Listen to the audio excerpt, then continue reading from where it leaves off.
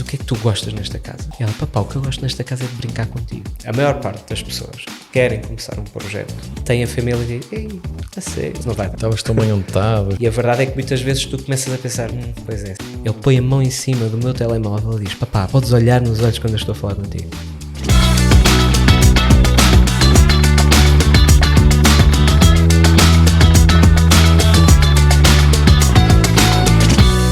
Fábio, olha, obrigado por estarmos aqui. Fábio ou Timeless Dead? Qual é a... Fábio. Como é que chegaste ao nome? Timeless Dead e já agora de onde é que veio a... O Timeless Dead foi o significado do nome tem a ver com aquilo que o meu avô materno e o meu padrasto têm para mim. Eles para mim são pais que vão viver para sempre. O meu avô já morreu, infelizmente. E ele, para mim, está sempre vivo. Então eu tenho tatuado a data de nascimento dele precisamente por isso. Ele, para mim, está sempre vivo. E é muito por aí, e é assim que eu quero ser recordado para os meus filhos. Mesmo depois da morte, eu vou estar sempre vivo. Daí é o pai intemporal. Os avós têm um papel espetacular nos netos, se assim se permitirem também, não é? Tem um impacto do caraças. Mesmo. Eu também tenho uma relação super especial com o meu avô paterno e percebo bem o que é que estás a dizer. É uma maneira meio esquisita até de explicar, não é? Eles têm uma relação, porque já viveram muito, já têm experiência, não é? Já tiveram filhos, então o amor parece que é dobrar a paciência. Isso, a paciência. Já foi combinado, se dissemos ao mesmo tempo paciência, mas é isso mesmo. É verdade. Há muito essa... A energia é outra. Nós quando somos pais, às vezes devíamos ter a energia dos avós, não é? Estamos ali muito naquela tensão de querer alguma coisa, de fazer alguma coisa, e nessa idade já não temos que provar nada. Estamos a descobrir, não é? Estamos um bocado com medo de não errar. Também estamos a aprender, não é? A dinâmica, não é? Só mais tarde é que nós percebemos. Nós às vezes pensamos, só daqui a uns anos é que se calhar damos valor às coisas. Não, nós se calhar só nessa altura é que descobrimos realmente o valor das sentido, coisas. É um processo para todos. Nada é chapacinho, é tudo relativo. Fábio, conta-me uma coisa, antes da gente entrar aqui mais no tema também do teu livro e que já estávamos aqui a tocar nessas coisas, para quem não te conhece, quem é que é o Fábio, onde é que nasceste, cresceste, contexto familiar, assim, se me pudesses dar um enquadramento? Ok, então, eu sou pai de 2 filhos, da Salvador e da Camila, com 9 e a Camila quase a fazer 7. Considero uma pessoa muito criativa, apaixonada pela vida. Sou um apaixonado pelo tema da liderança e da produtividade, não de fazer muitas coisas, mas de produtividade, menos é mais. Gosto muito de música, isto é aquela questão, eu estava aqui a refletir sobre isto, a pergunta que fazem, e normalmente as pessoas têm a tendência de responder com a profissão, é isso. Não é? Eu tento sempre fugir a essa resposta mais fácil, profissão mais fácil, que normalmente é: sou médico, sou professor, sou formador. Tento sempre dizer isso só no fim. Então acabo por estar muito ligado aqui a uma vertente mais criativa, muito ligada à criação de conteúdo, à fotografia, sou fotógrafo. Acabo também por produzir muito conteúdo em vídeo, então estou muito ligado aqui, estudei artes, então acabo por estar muito ligado aqui à parte artística. A nível profissional, estou muito ligado à área da formação e da comunicação. Diria que o core é mesmo formação. Trabalhei em grandes empresas a gerir projetos de formação e a liderar projetos e pessoas, que me deu aqui também uma ligação da liderança à parentalidade. Foi depois aí que eu fui buscar aquilo que eu acredito que é a verdadeira essência da liderança. Mas estou muito ligado a isso profissionalmente. Depois trabalho muito na área da comunicação, também trabalhei muito a nível corporativo, a área da comunicação, mas fundamentalmente é a formação. Eu diria que o core é. E neste momento estás ligado a alguma empresa? Tens o teu próprio projeto? Não, neste momento não. Neste momento é muito recente, portanto lancei-me aqui para dedicar-me aos meus projetos, literalmente aos lobos, um salto de fé. E neste momento tenho os meus projetos. Tenho o Timeless Dead, não é? Que é aqui o projeto, diria que eu acredito que seja o meu projeto de vida, porque tem uma mensagem muito forte por trás e um propósito muito forte. Diria que esse faz parte de um grande propósito de vida, que tem muita vertente mais do desenvolvimento pessoal, da liderança, da paternidade, que está muito ali vincada daquilo que eu quero deixar como legado aos meus filhos, portanto está muito ligado a essa vertente, formações, workshops, palestras, está muito essa parte, e depois a parte da criação de conteúdo, para ajudar pessoas também a desenvolver um conteúdo que seja mais realista, sabes? Nós vivemos numa era tão fake, em que, não é? Que as pessoas estão tão preocupadas com likes, algoritmos, todos nós sabemos disso, não é? Vamos tão atrás disso, e eu fiz uma coisa completamente oposta e acabei por ter algum sucesso, seja lá o que isso for, não é? Sucesso para mim é ir buscar os meus filhos daqui a bocado às 4 da tarde, mas tive de alguma forma a fazer o que toda a gente diz para eu não fazer. Ou seja, até a ser autêntico, não é? A não ir muito por trends e dizer aquilo que realmente eu acredito, às vezes dizer coisas que não são tão instagramáveis, algumas dores, falhas. Então isso acabou por ser também algo que eu, deixa-me ir por aqui, por uma área mais formativa, para também ajudar as pessoas a desenvolver isto. Boa. Quando crias o Timeless Dad, vamos aqui mesmo a esse início. Como é que isso surge e como é que isto começa? Olha, isso começou numa conversa com a minha mulher. Era final de agosto, setembro de 2020. Estávamos em pandemia, no Alentejo, férias. E eu gostava muito de escrever. Eu sempre tive blogs, crio conteúdo há mais de 10 anos, ou na área da fotografia, ou seja, em que área for, mas sempre gostei muito de escrever, de fotografar e de ligar o texto à imagem. Para mim era uma coisa que fazia muito sentido, e mesmo em termos corporativos, quando eu trabalhei na área da comunicação interna, era algo que me dava imenso prazer. E uma coisa que eu fui reparando ao longo do tempo foi, primeiro, não há homens a falar sobre o tema. Isso foi uma das primeiras coisas. Segundo, sempre que eu escrevo dos meus filhos, aquilo dava-me um prazer, a escrita fluía. Ou seja, eu tinha a minha página de fotografia, que foi uma das primeiras, já em 2014, 2015. Fundamentalmente era sobre trabalho de fotografia, coisas que eu fotografava, paisagens, ou mesmo trabalhos que eu fazia de famílias. Mas depois fotografava os meus filhos e escrevia. E normalmente os textos sobre os meus filhos eram gigantes. E aquilo dava-me um prazer enorme. Sempre que eu escrevia nos blogs, aquilo dava-me um prazer também enorme. E a minha mulher, houve uma vez em conversa comigo, por que não escreves só sobre isso? Se tu gostas das redes sociais, crias conteúdo há tanto tempo, faz uma página só a falar sobre isso. E eu em conversa, isso é capaz de fazer sentido. Então foi por aí, por um caminho que começou por aí. Não sabia bem por onde é que ia essa escrita, essas partilhas, porque eu prometi a mim mesmo, não, eu vou criar este projeto, eu vou dizer o que me apetece, quando me apetece, porque eu tinha muito, partilhar às 9 da noite, ou às 18. Isto é em 2015, 2016. Tinha as regrinhas todas. As regrinhas do Instagram, fazer X hashtags para aquilo sair e escalar para algum lado, para as pessoas me verem. E eu criei uma regra que era não ter regras. Eu vou ser o mais genuíno possível neste projeto. Se tiver que partilhar à 1 da manhã, eu partilho, porque é aquilo que eu estou a sentir. Então foi muito por aí. Num caminho num mundo onde é muito de mães, onde cada mãe, eu costumo dizer, nasce uma mãe, nasce um blog de mãe, ou uma página de Instagram, e ainda bem, porque elas têm uma comunidade fixe de partilha, sabes? E em Portugal não havia isso. Tu nos Estados Unidos tinhas algumas pessoas, no Brasil também tens algumas pessoas, uma delas é o Pianjas, que hoje em dia é uma pessoa que eu considero minha amiga, que é um comunicador incrível. Eu já o conheço há imenso tempo e continuo a chorar e emocionar-me com coisas que às vezes apanho um TikTok com um vídeo ou ouvir um podcast qualquer no carro e de repente estou eu sozinho. Como é que é possível? Eu cheguei-lhe a dizer no almoço, eu já te conheço uma data de anos, nós já privamos, já vi N palestras tuas, ouvi um vídeo teu a caminho deste almoço, que eu sabia que ia estar contigo, estava em prantos, porque ele toca ali não é? Em coisas pesadas. Sim, estavas a falar e estava a recordar que eu tive a oportunidade de almoçar com ele há uma semana atrás, ou uma semana e tal atrás, que ele foi aos Açores fazer também uma intervenção, a gente já se conhece há uns tempos e fomos almoçar. E estávamos a almoçar e ele estava-me a contar ele estava-me a dizer assim, André, a minha filha quando estava a dar os primeiros passos, ela estava-se a despedir de mim e eu não me apercebi. Ela estava não sei o quê, mais um passo e eu a festejar e na verdade ela estava-se a despedir de mim e eu tenho miúdos estou quase a fazer 4, a outra tem 1 ano e eu estava tipo, no almoço, assim, a aguentar-me para... É pesado.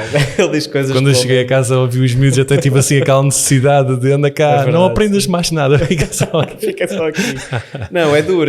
Há coisas que nos fazem refletir e ainda bem, significa que temos consciência que o tempo vai-se embora no instante e é num pescador. Ó Fábio, há uma coisa, tu tens razão numa coisa, a meu ver, que é os pais não falam. Não. E isso, eu estou naquela idade em que os meus filhos são muito novinhos, o meu grupo de amigos ou tem filhos ou está a ter filhos, e é raro nos almoços de amigos, fala-se de futebol, fala-se de uma série de coisas, de filhos e da parentalidade não se fala. Não. E às vezes devagarinho um ou dois de nós puxa o assunto e os outros não perguntam, mas ficam assim a olhar de gente, deixa-me cá, não é? Deixa-me cá perceber. É mesmo super inspirador ver alguém a romper essa barreira e a falar disto sem tabus. Quais são assim os maiores clichês, verdades ou mentiras sobre a parentalidade masculina, não é? A parte mais masculina que tu tens rebatido ou tens esclarecido? Indo aqui para a parte masculina, o homem não chora, não é? O homem não tem que ajudar. Não pode ajudar, não é? Certo. Porque a mãe é que dá de mamar, o que é que o homem vai fazer? Não vai fazer nada, não é? Esse é outro clichê. E depois há a questão da ajuda, sim. Eu vou ajudar. Na verdade não estás a ajudar, estás a fazer o teu papel ou estás simplesmente a ser pai, não é? Não me ajuda esse posto, não é? Sim. E, há muitos, mas principalmente eu diria que são esse, daquela masculinidade tóxica em que tu tens que ser forte e temos, e é um facto, porque a sociedade assim nos empurra para o sermos. Mas também temos que chorar quando é preciso e não temos que ter vergonha disso porque somos humanos. Tipo, há uma coisa que eu acredito e que é óbvio e que está à vista de todos. Somos todos humanos antes de sermos homens, mulheres, o que quer que seja, não é? Primeiro somos humanos, depois somos o resto e nós sentimos como as outras pessoas todas. Portanto, isso não é qualquer tipo de fraqueza e é uma das coisas que eu tento romper precisamente é isso, é nós falarmos de coisas que nos deixem vulneráveis ou até possivelmente mais frágeis em certa ou determinada altura, porque isso para mim é um ato de coragem, e aquilo que eu falo é, eu sou um tipo que pratica artes marciais, gosta de estar com os amigos, gosta de mandar umas asneiradas de vez em quando, tenho uma cena mais, estás a ver, mas te choro. Se vejo um filme da Disney, estás a ver que me toca Frozen, sei lá.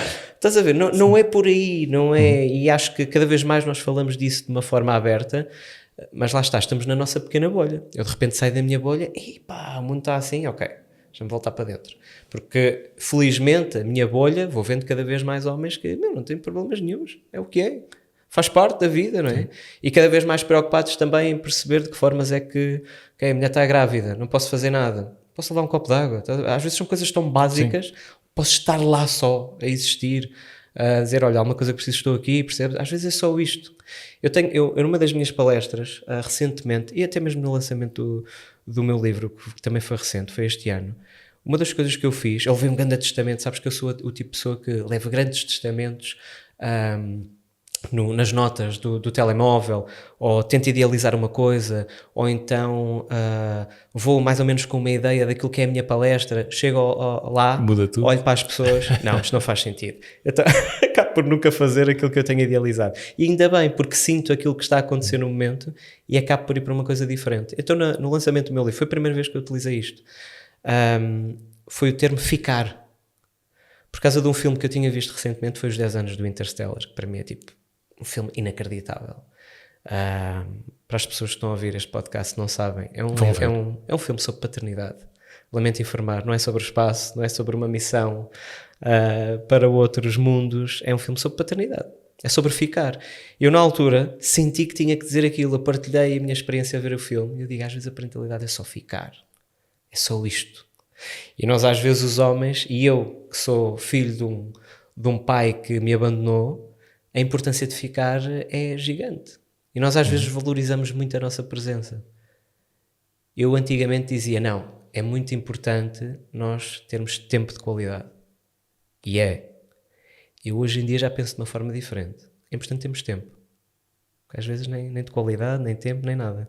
Só o facto de já termos tempo já é bom. E às vezes termos tempo e só estarmos lá já traz segurança. Só isso. Hoje em dia já penso de uma forma diferente. Antigamente, não, temos de ter tempo. Basta 5 minutos, 1 hora, ok. Mas também temos de ter outro tempo. Todo o tempo é bom. E especialmente enquanto pai, não é? E os filhos, se há coisa que eles precisam é só de tempo com o pai e com a mãe, não é? É só tempo. É só ficar, como estás a dizer. Eles só querem a nossa atenção, na verdade. Eles só querem a nossa atenção. E eu levei grandes chapadões, e falo muito disso, da minha filha e do meu filho, chamadas de alerta, que é, olha para mim, eu estou aqui, não vou estar para sempre. Qual foi assim o maior chapadão? O maior chapadão, eu costumo falar destes dois. O primeiro foi o Salvador, quando eu vim na creche e ele estava a fazer um desenho, eu sentei-me no sofá, estava cansado, sei que tinha tido um dia pesado no trabalho, trabalhava na banca na altura, na área da formação e na comunicação, foi um dia puxado. Então ele sentou-se a fazer um desenho, estava todo contente, vinha da creche, estava sozinho em casa com ele. E comecei a fazer scroll no telemóvel. Ele começou, depois de ter terminado o desenho, papá, olha aqui o desenho, bada fixe, olha uma casa, fiz isto. E eu, ok. E eu no scroll. Eu não olhava para ele. Eu olhei assim, ok, porreiro. Boa, filho, boa. Pá, ele sempre a puxar por mim. Pai, olha aqui, tá. E eu nada. Não, scroll. Já não lembro o que era. Algum e-mail da empresa, não sei. Instagram. Pá, ele vira-se com a mãozinha pequena. Ele era muito pequenino. Não, acho que ainda nem tinha 4 anos. Ele põe a mão em cima do meu telemóvel e diz, papá, podes olhar nos olhos quando eu estou a olhar para ti, quando eu estou a falar contigo. Podes olhar nos olhos quando eu estou a falar contigo. Ele mal sabia expressar-se ou dizer aquilo como deve ser, mas era algo que nós dizíamos muito. Salvador, olha nos olhos do pai quando eu estou a falar contigo. Pai, aquilo a mim mexeu-me de uma maneira. Foi a primeira vez que ele verbalizou assim uma cena mais poderosa, sabes? De tipo, eu estou aqui, tu não estás a dar atenção nenhuma. Eu estou a tentar e tu não estás a ouvir-me. Aquilo deu-me para caraças. Foi dura. Então, ok, pausei o telemóvel de lado. Agora, se eu faço isso todos os dias, não. Continuo a errar, continuo às vezes a distrair-me, estou a falar comigo, também trabalho muito com aquilo. E é uma coisa que eu estou a tentar também melhorar, é não estar ao telemóvel quando estou a trabalhar, porque às vezes o meu posto de trabalho é o telemóvel. Eu uso muito o telemóvel para editar, para gravar, para tudo e mais alguma coisa, mais até do que o computador. Então se eu afastar-me, eles não me virem, porque para eles é diversão, o telemóvel é vídeos, chamadas, não é? Editar coisas, eles acham aquilo. Então não, o pai está a trabalhar.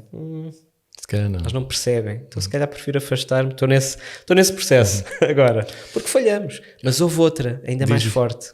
Foi a Camila. A Camila também tinha 4 aninhos, mais ou menos da mesma idade do Salvador. Numa fase, foi das piores fases da minha vida.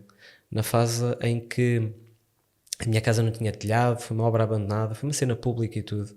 Cheguei à televisão a falar sobre isso, montes de pessoas partilharam isto, teve milhões de partilhas.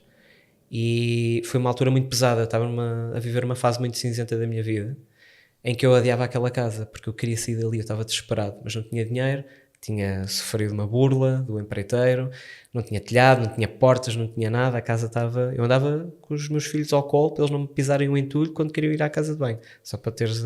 É uma imagem pesada, tenho imagens muito pesadas dessa altura. Quando aquilo estava mais ou menos bem, eu não estava. Ou seja, parte da cozinha já estava mais ou menos porreira, percebes? Nós já estávamos a reerguer-nos, mas estava a ser muito difícil internamente. Porquê? Sempre fui uma pessoa muito forte, eu sempre levei todas as pessoas comigo, não é? Bora lá, eu compro guerras lá fora e no meu trabalho sempre foi muito de discussões, bora, não tinha medo de nada. Mas chegava a casa e estava tudo bem. E desta vez não estava tudo bem. Então eu percebi que essa era uma fragilidade que eu tinha que não sabia que tinha.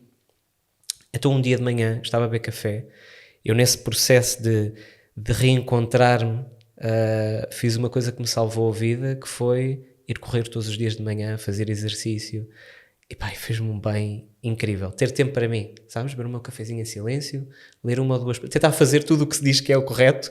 E aquilo, de facto, resultou. Bem frio, ali um choque. Tentar fazer tudo. O que é que a malta está a fazer que funciona? Estes gurus da internet, não é? É claro que depois tudo ao mesmo tempo, não é? A longo prazo é insustentável. Mas durante algum tempo eu tentei, ok, vou acordar às 6 da manhã e fiz, de forma sagrada. O que é certo é que aquilo acabou por me deixar num estado de mais tranquilidade comigo mesmo, mas ainda assim estava com raiva. Então houve um dia, eu nunca mais me vou esquecer, estava a beber café, nesse tal processo, ia levantar de cedo, corri, bebi o meu café, tomei um banhinho gelado, cafezinho, uma leiturazinha e estava ali em silêncio. na janela. Então ela chega, acordou mais cedo do que a minha mulher e que o meu filho. Papá, podes fazer o leitinho? Fiz-lhe o leitinho. E eu estava com aquela cena da casa e perguntei-lhe, olha Camila, tu gostas desta casa? E ela, sim. Eu fiquei bué lixado. Eu lembro-me que fiquei muito lixado na altura. Porque ela disse que sim. E eu queria que ela dissesse que não. Que é para eu, sei lá, olha, vamos sair. Para inventar uma coisa qualquer que se lixe o dinheiro, percebes? Então eu voltei a perguntar, pá, mas o que é que tu gostas nesta casa? O que é que há para gostar nesta casa? Mas disse num tom chateado. E ela, papá, o que eu gosto nesta casa é de brincar contigo. Essa a mim foi uma facada. Estás aquelas facadas que depois ainda para doer ainda assim, mais, ainda torce para doer mais. Essa aí foi pesada. Essa aí foi pesada porque depois muitas coisas que aconteceram semanas depois, livros que eu encontrava, coisas que aconteciam, lembrava-me sempre desta. Esta foi daquelas mais pesadas. Porque ela, imagina, o mundo estava a acabar, mas ela só queria brincar comigo. E eu percebi que eu não estava a dar-lhe a atenção que devia dar. Estás a perceber? Certo, foi certo. duro. Eu vi há uns tempos, e tinha aqui esta era uma das perguntas para te fazer, vi há uns tempos uma frase nas redes sociais que dizia qualquer coisa como dá atenção aos teus filhos, porque as únicas pessoas que se vão lembrar que trabalhaste até tarde são eles. Que é uma frase que não era exatamente assim, mas a ideia era esta, foi partilhada imenso nas redes sociais e por aí fora. E de facto a primeira reação é opá, fogo, eu tenho que estar mais presente, tenho que faz todo o sentido. A minha pergunta para ti, até também em tom de provocação, é eu sou o André, não é? Que fico super preenchido com os meus filhos e que também fico super preenchido com o meu trabalho. Portanto, quer dizer que se eu só dedicar-me aos meus filhos, eu vou ficar muito preenchido por um lado, pouco preenchido por outro. Tal como se eu só ligar ao trabalho, vai haver aqui uma falha. A pergunta é, como é que se faz este balanço lixado, este equilíbrio lixado entre as duas coisas, não é? Sendo que somos só um, queremos chegar a casa e estar com eles, queremos também fazer acontecer no trabalho, temos projetos, alguns que exigem tempo. Pá, quais são as dicas que tu dás? É a tal produtividade que falavas? Estás a gostar deste episódio do podcast? Então não percas os livros Faz Acontecer Volta ao Mundo e Faz Acontecer Portugal, com mais histórias de gente altamente inspiradora que muito faz acontecer. Pode ser. Eu não gosto de dar dicas. As tuas, que funcionam para ti. Não... Mas eu vou dizer aquilo em que eu acredito. Isso. Em que eu acredito. Funciona, tu disseste aí duas coisas que para mim foi a chave da resposta. Tu falaste primeiro em balanço. Acredito em balanço. Depois falaste uma coisa que eu não acredito, que é equilíbrio. Zero. Para mim não existe equilíbrio. A partir do momento em que tu tentas equilibrar as coisas, há um livro muito interessante que se chama A Única Coisa. Fala precisamente nisso. Não existe equilíbrio em lado nenhum. Nós já há muito tempo que temos a tendência de somos multitasking e fazemos tudo e mais alguma e até podemos fazer, mas não fazemos bem. Não somos exímios na tarefa que estamos a fazer. Nem um computador faz duas coisas ao mesmo tempo, fazem muito rápido, uma de cada vez. Então temos essa tendência. Eu acredito muito no balanço, ou seja, à altura estamos a focar aqui numa coisa e não vamos conseguir estar noutra, porque nós infelizmente não nos conseguimos dividir, e faz parte. Eu acho que um dos maiores papéis enquanto pais é nós preparar os nossos filhos para uma vida depois de nós. Não vamos estar lá sempre. Eu acredito que uma boa parentalidade pode ser feita com muita supervisão e pouca intervenção. Esta frase não é minha, também não me recordo quem é, mas quem a disse estava certo. Muita supervisão, ou seja, tu supervisionas o que é que se está a passar, e pouca intervenção, dás liberdade. E aquilo que tu disseste, eu falei na minha última palestra quando fui ao Sabugal. Porque na noite anterior, lá está, uma daquelas coisas, vou falar uma coisa, não sei o quê, depois cheguei lá e falei da noite anterior com a minha filha, quando fui adormecer. Porquê? A minha filha falou-me precisamente sobre isso. Eu não quero que tu vás. E eu ia estar um dia inteiro fora, porque acordei às 4 da manhã para estar lá por volta das 9, e como é óbvio, ia chegar à noite. E foi isso que aconteceu. E ela não queria. Porquê é que tu vais? Foi a pergunta quando eu fui pô-la na cama. Porquê é que tu vais? E presumo que muita gente está a ver isto já ouviu essa pergunta também, ou parecida. Ou parecida. Porquê é que tu vais? Porquê é que tu vais embora? Porque eu queria estar contigo. Porque íamos estar em família, fazer coisas em família. E eu fiquei a olhar para ela, a sorrir, E aquilo que me saiu foi, olha, o papá precisa de fazer coisas que gosta. E foi uma das coisas que depois eu disse em palco, que eu estou aqui com vocês, custa-me estar longe dos meus filhos, porque era um fim de semana que eu tinha com eles.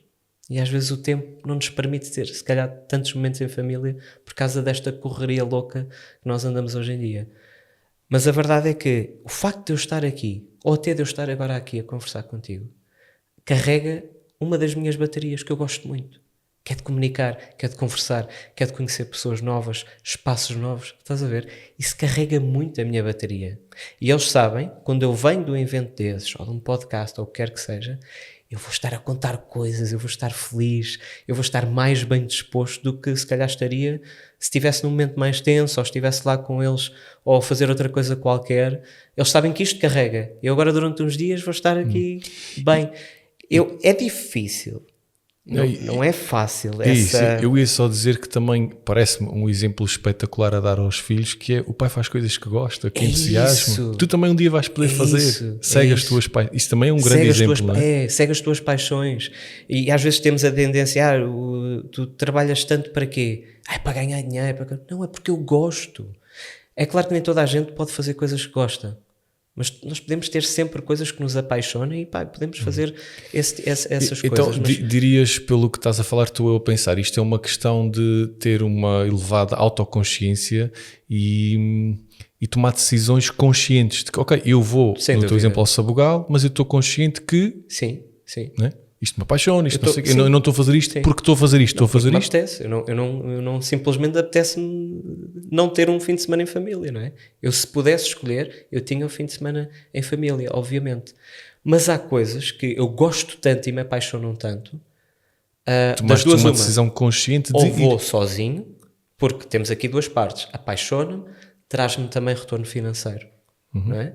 Eu gosto também de ser muito transparente em relação a dinheiro e tudo o que seja tabu, eu gosto de falar e pôr o dedo na ferida, porque acho que uma parvoíce nós termos temas tabu quando deveríamos falar das coisas, e a verdade é essa. O pai gosta do que faz, precisa de ganhar dinheiro, nós temos que arranjar também algo que nos sustente, não é? Para prosperarmos, e para também nos desenvolvermos, conhecermos pessoas novas.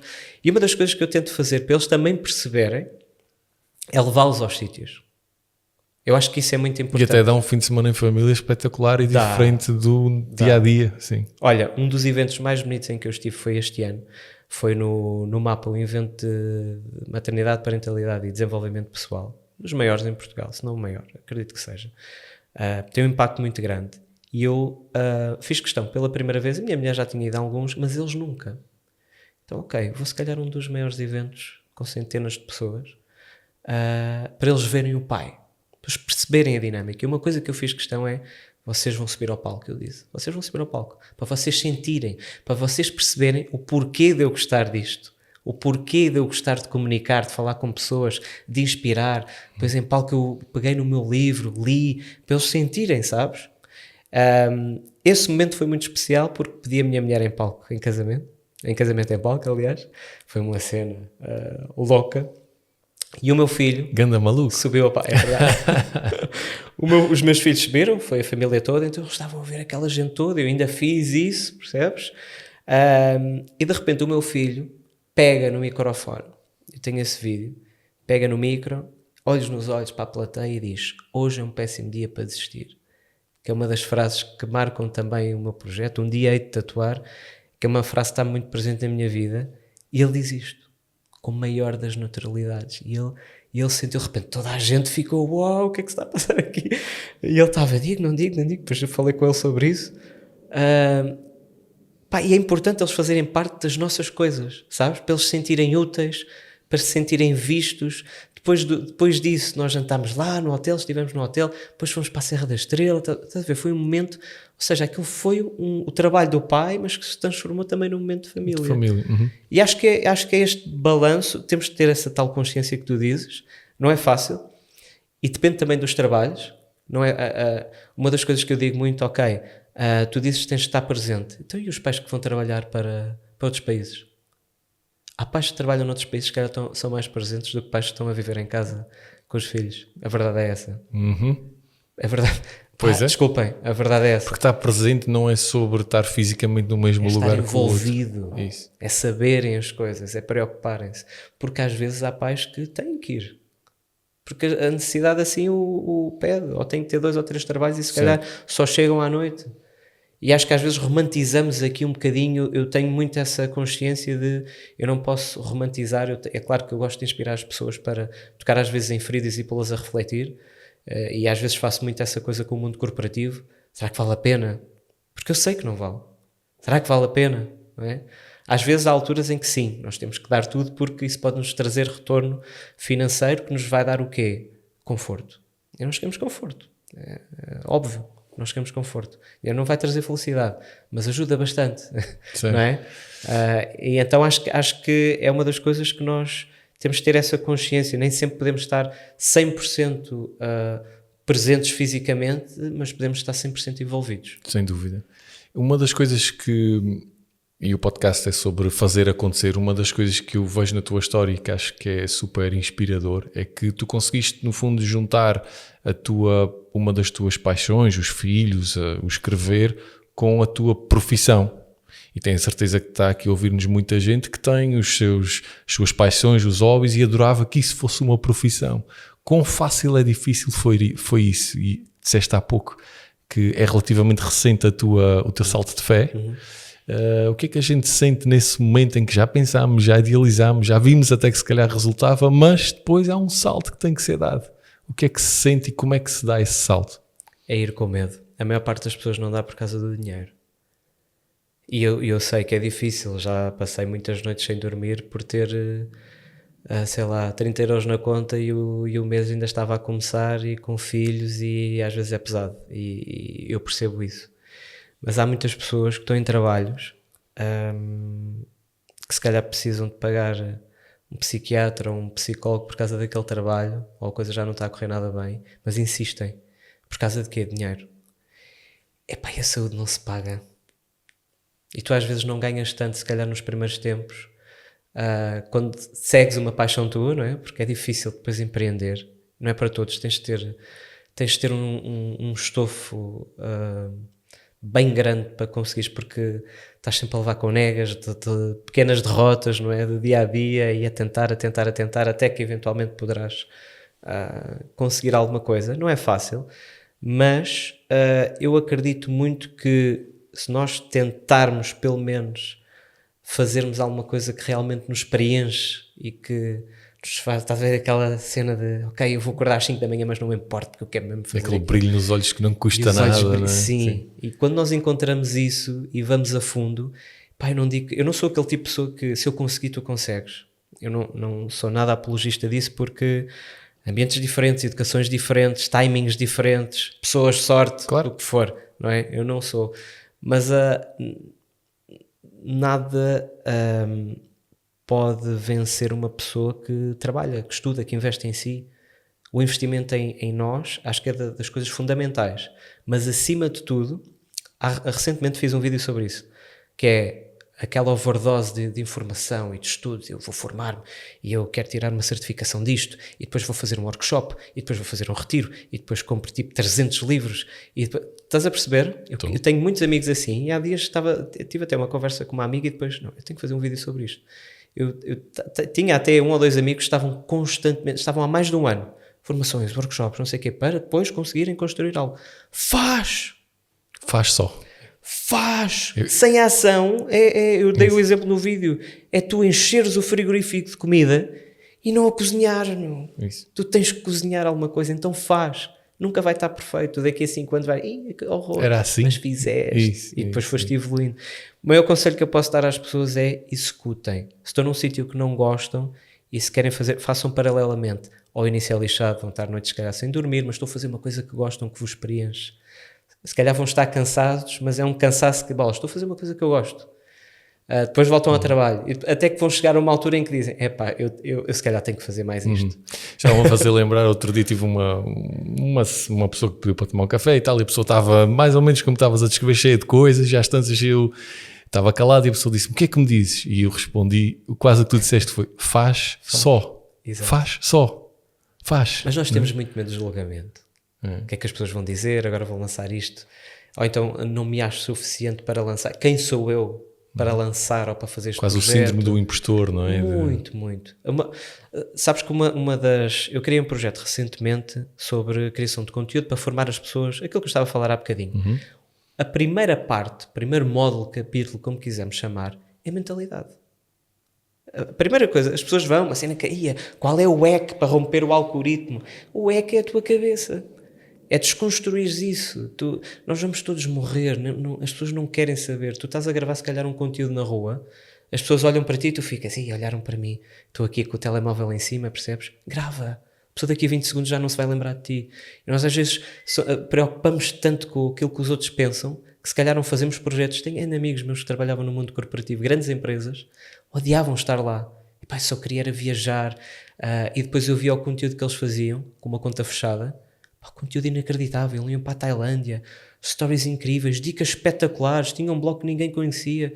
Eu põe a conta liberta para toda a gente ver, as pessoas precisam de saber isso. Faz só. Eu comprava isso, não é? Mas a pessoa quer, mas depois tem vergonha de ir, percebes? Por causa disso, o medo do julgamento. Eu percebo, eu próprio às vezes... E não sei se te acontece também às vezes, uma das coisas que eu noto que mexe com muita gente é quem está à volta. Sem dúvida. Se não acarinha também vou chamar o sonho da pessoa, aquilo muitas vezes fica ali. Porque é um trabalho muito solitário às vezes. Tu quando tentas criar, seja nas redes sociais, ou um projeto teu, ou até mesmo uma empresa, muitas vezes vão dizer que és completamente louco porque não estás a trabalhar das 9 às 18, ou porque não estás a fazer aquilo que é suposto fazer, isso não é para não vais para a faculdade, percebes? Cada pessoa tem o seu caminho. Há pessoas que podem ir, sei lá, há pessoas que têm a 4ª classe e têm um império, não é? Outras que foram pela universidade e construíram coisas inacreditáveis. Outras que foram a um curso e de repente a meio do caminho, se calhar não faz sentido, se calhar vou por aqui. Outras que, sei lá, viajaram meio mundo. Sim. Hoje em dia há miúdos que estão no YouTube, pagam casa aos pais, percebes? Há muita coisa que nós Há muita forma de... Sim, não é? E às vezes é desbloquear um bocadinho. E é claro, se nós não temos pessoas que... A maior parte das pessoas querem começar um projeto, tem a família e diz, ei, a sério, isso não vai dar. Estavas tão bem onde estavas, vê lá, pensa bem. Mas estavas num trabalho seguro, pensa lá bem nisso. E a verdade é que muitas vezes tu começas a pensar, pois é, se calhar não vou aparecer, porque depois os meus amigos... Eu tenho pessoas bem chegadas a mim que só não fazem projetos, porque sabem que os amigos vão comentar. Já tive esta conversa com muitas pessoas. Há muitos bloqueios e alguns até relativamente parvos.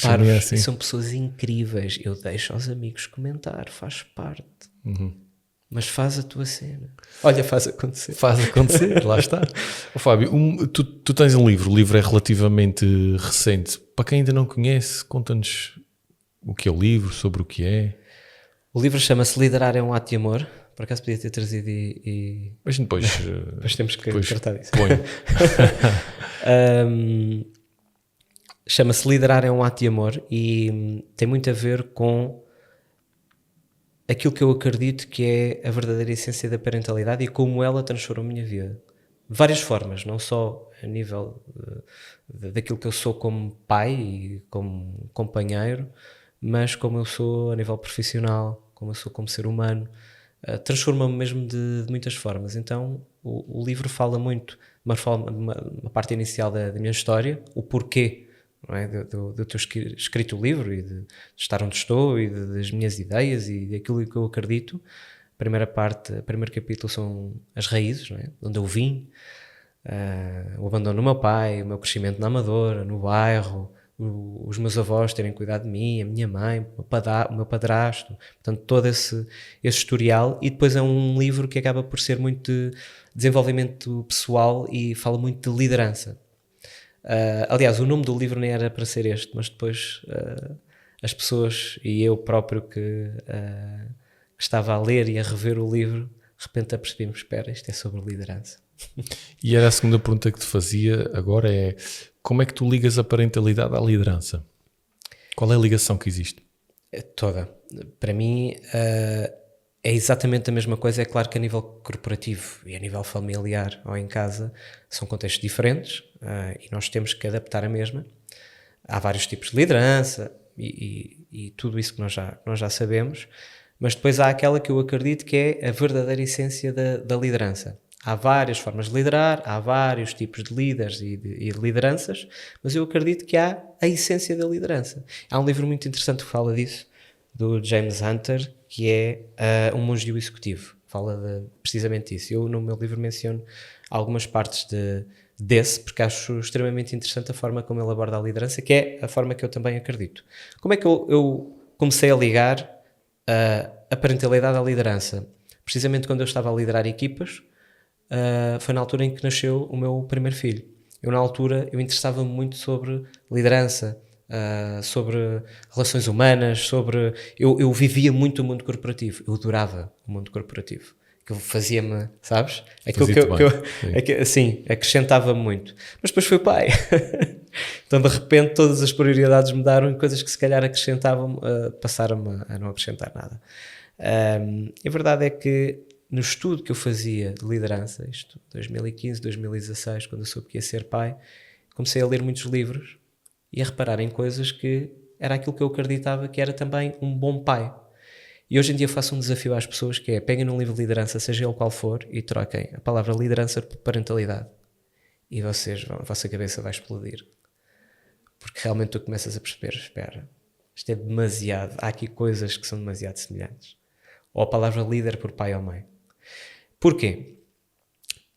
O que é que um líder faz a nível corporativo? Primeiro, tu és contratado para seres líder de uma empresa, seja que função for. Tu vais gerir uma equipa de pessoas. Tu tens de conhecer as pessoas. As pessoas vão fazer praticamente parte da tua família. Tu vais estar muitas horas com aquelas pessoas. Tens de conhecê-las bem. Tens de saber quais são os seus defeitos, as suas valências. Tens que as orientar. Tens que ajudá-los a crescer. Tens que ajudá-los a crescer. Um líder, um verdadeiro líder. Eu nunca digo bom ou mau líder porque eu acredito ou és ou não és.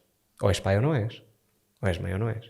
Não há bom, no dicionário não vem bom pai, bom líder. Não está. Eu nunca vi. Eu só vejo lá pai, líder. Então um verdadeiro líder quer que os outros sejam também líderes. Transformá-lo. Então guia-os. De certa forma adota-os também. Procura saber quais são as suas necessidades para os desenvolver e não mais do que os seus desejos ou caprichos. Capacidade de empatia também, não é? Escutar, não é?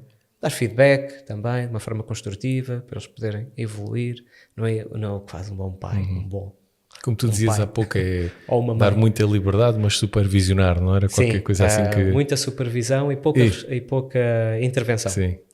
Então, no fundo, também nas tuas intervenções nas empresas, fazes sempre esta ligação, ou quase sempre, entre a parentalidade e a liderança? Faço porque eu comecei a perceber isso, meu filho ainda não tinha nascido, e eu comecei a olhar para outra perspectiva, para os livros que eu lia de liderança e para aquilo que eu fazia na minha empresa. Eu comecei a fazer aqui um match depois do meu livro ter nascido, uns aninhos depois acabamos de ter mais interação do que quando são recém-nascidos, aí então tudo para mim fazia sentido, a forma como eu agia com os colaboradores, com a equipa, tudo fazia sentido, é tudo sobre relações, no final do dia é tudo sobre como nos relacionamos com os outros, e se verdadeiramente ouvimos os outros, e se suprimos as necessidades deles, não é? E é aquilo que nós temos que fazer com os nossos filhos, temos que os adotar, temos que os conhecer, sim, não é?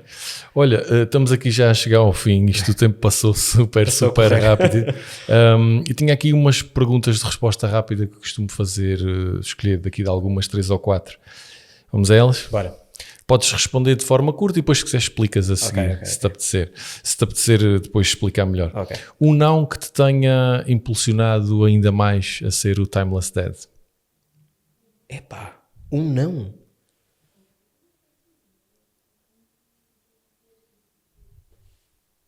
Essa aí apanha-me completamente desprevenido. Pois era um bocado o objetivo.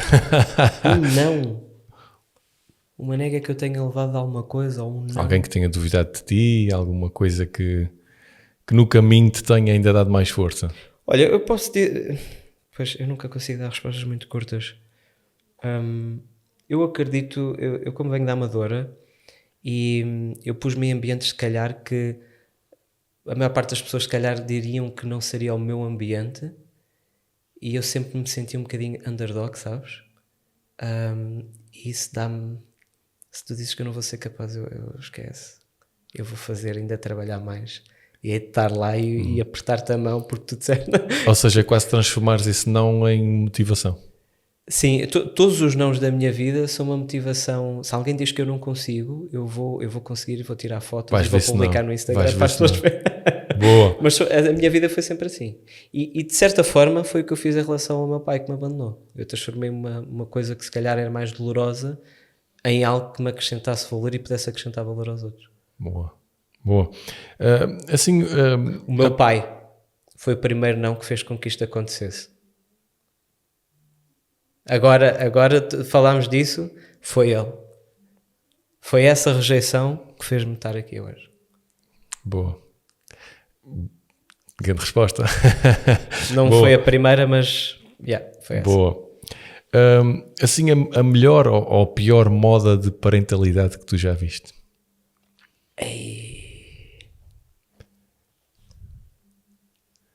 Alerta polémica. Pior moda. Não uma moda, mas vou dizer uma coisa recente. Às vezes nós caímos... Eu acho que são as redes sociais e os influencers que falam muito sobre esse tema. Eu acho que é muito isso. É tu de repente achares que tu podes usar os teus filhos para fazer sei lá, fazer valer a tua cena, para dar mais likes ou para o que quer que seja, e depois tudo é perfeito, tudo corre bem, ele tem 3 anos e já fala 50 línguas, come super bem, Só nunca não vai para a chorou. faculdade porque eles não deixam. Só não vai para a faculdade, exato. Eu acho que isso faz com que muitos pais que se calhar... É claro que cada um tem a responsabilidade de filtrar o conteúdo que vê e também ter a sensibilidade de que, ok, isto é fake ou isto é só para mostrar, não é? Mas nem todas as pessoas têm e no final do dia vão estar sempre a comparar. Eu acho que é uma moda que pode ser agressiva e também trazer conteúdos como vários tipos de parentalidade, de consciente, parentalidade positiva, que eu acredito neles quando são realmente fundamentados e quando são partilhados por pessoas que realmente percebem daquilo que estão a falar, com base em psicologia, em base em ciência, e não só porque, olha, vou criar uma conta no Instagram ou no TikTok, seja onde for, e vou partilhar sobre isto e criar uma legião de... Isso é perigoso. Às vezes é perigoso. Porque nós não vivemos em Namek, nem no País das Maravilhas, não é? Infelizmente. E eu há dias até partilhei uma coisa, vou tentar ser o mais breve possível, eu há dias partilhei uma coisa sobre a minha filha, que disse que o miúdo que tinha chateado e que lhe tinha batido. E ela faz jiu-jitsu, mas ela não tem autorização para andar a bater nos outros miúdos, como é óbvio que nós somos do amor, queremos praticar o bem e ajudar os outros miúdos. Eu disse-lhe, filha, se ele te voltar a fazer alguma coisa, tu vais avisá-lo 2 vezes, e à terceira, se ele continuar, tu vais meter o miúdo no chão, apesar de ele ser mais velho que tu. Isto é polémico, não é? Mas eu prefiro que a minha filha se saiba defender do mundo completamente louco, mas que promova sempre o bem. As ferramentas estão lá, as armas estão lá. E ela vai sempre promover o bem, mas quando for necessário, percebes? Consegue-se defender. Consegue-se defender. Sim. E houve um ou outro comentário que dizia, o meu filho nunca vai... se lhe baterem, ele nunca vai fazer nada violento nem responder, vai sempre fugir, vai sempre procurar ajuda. Fugir, ótimo, fugi muitas vezes na Amadora para não ser assaltado quando podia, às vezes não dava. Chamar um adulto, super importante, às vezes não dá, às vezes não há adulto, às vezes não podes fugir. E se tu não tiveres confiança em ti para dizeres, eu não quero problemas, eu não te quero fazer mal, ou encarar a coisa de uma forma mais tensa, às vezes vai ser necessário. E como eu venho da Amadora e a minha realidade é essa, mas às vezes não há adultos, às vezes não podemos fugir. E temos de ter confiança e ter ferramentas para nos sabermos defender. Ok. Desculpa, eu desenvolvo Não, demasiado. Estamos bem, não te preocupes. A palavra ou a frase sobre parentalidade que mais te irrita ouvir?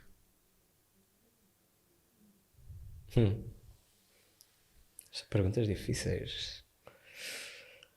Sei lá, uma das maiores falácias é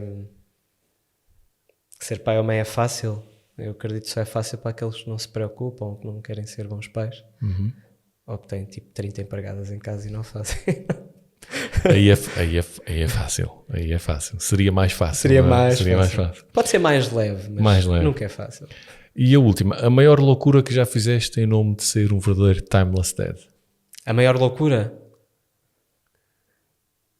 A maior loucura... Epá, estas perguntas são mesmo difíceis. A maior loucura... Estou a ver que nunca te fizeram estas perguntas, porque estás Nunca, mesmo aí a não, puxar, não estás a ver esquece, fumo a estou sair a da ver cabeça. Lixado. A maior loucura que faça de mim um verdadeiro timeless dad. Que já tenhas feito em prol dos teus filhos, em prol de seres um pai como tu te revês ser. Opa, eu acho que foi...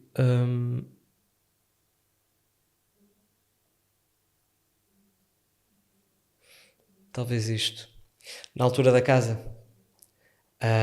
eu estava numa situação de desespero, em que estava a trabalhar, não ganhava muito, apesar de estar na banca, não ganhava muito bem. Fui burlado em milhares de euros, ou seja, todo o dinheiro que tinha investido na casa fugiu com a pessoa que burlou. A casa estava completamente destruída e se calhar a maior loucura foi eu me ter exposto nas redes sociais a ler uma carta a pedir ajuda, a fazer um GoFundMe. Isso deixou-me extremamente vulnerável. Em que eu gravei aquilo sozinho em casa 30 vezes, a minha mulher não sabia que eu estava a gravar aquilo.